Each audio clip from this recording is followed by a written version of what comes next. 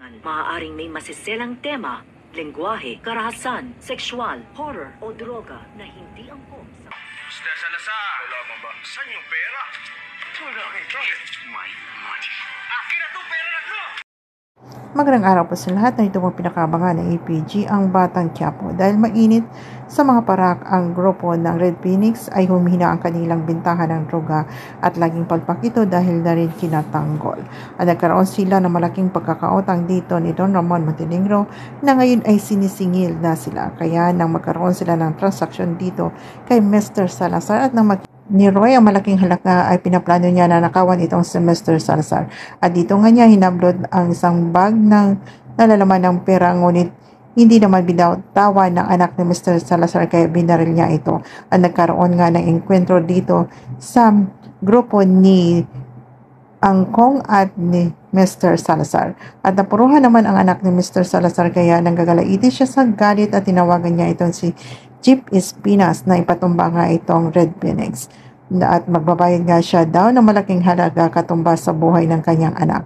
At dito na pa oo naman si Chief Espinas dahil nang marinig nga na magbayad ito ng malaking halaga kaya agad naman niyang tinawagan itong sinatanggol at Bubbles at nabot nito ang sobre ko saan naglalaman ng mga picture dito ni na Angkong at Roy. At nang makita ngayon ni Tanggol ay sinabi niya dito kay Chief Espinas na kilala nga niya itong sina Roy at Angkong dahil sila nga ang dahilan kung bakit sila nakakulong ngayon.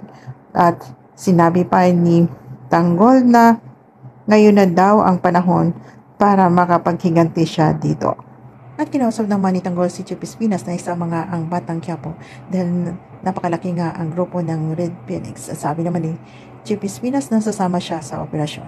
Samantala habang nag-usap naman ang Batang Quiapo, dito sila nag-alala sa kanilang buhay at baka daw sa kulungan na sila mamamatay. At sinabi naman ni Ben na hindi mangyayari yon dahil may proteksyon na sila dito kay Chief Espinas. Samantala kinausap naman ni Tanggol ang kanyang mga kaibigan at sinabi nito na sasama sila sa operasyon at dito nga sila tatakas. At nang marinig iyon ni Mayor Celso ay sinabi niya dito kay Chief Espinas ang mga plano ng mga Batang Quiapo. Kaya naunahan naman sila ni Chief Espinas na ito nga si Owing ang kanyang panangga upang hindi nga tatakas at babalik sila dahil naroon pa rin itong si Owing na kailangan nilang iligtas dahil kung hindi ay papatayin siya ni Chief Espinas.